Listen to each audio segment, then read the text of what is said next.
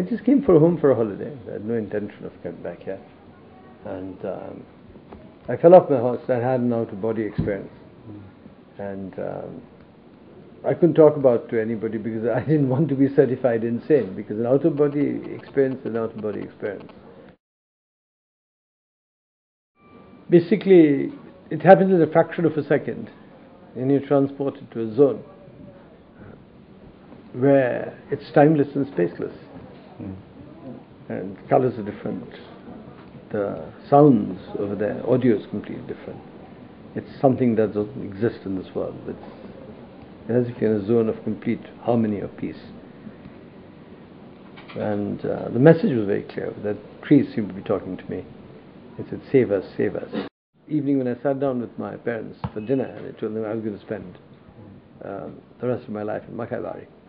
They were delighted, but I couldn't share this with me because I didn't know what happened to me actually. So it took me 10 years to crack it.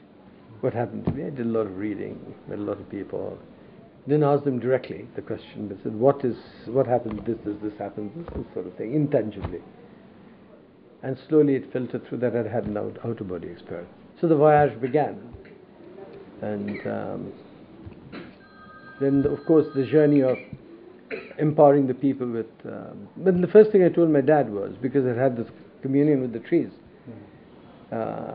he was busy felling certain new areas and planting out tea. I said, either me or the trees, new plantation, take your pick. So of course the tree felling stopped overnight. So that twice the tea area is the forest. So we have only 550 acres of tea and 1100 acres of forest. I upgraded them, etc. Then the journey began.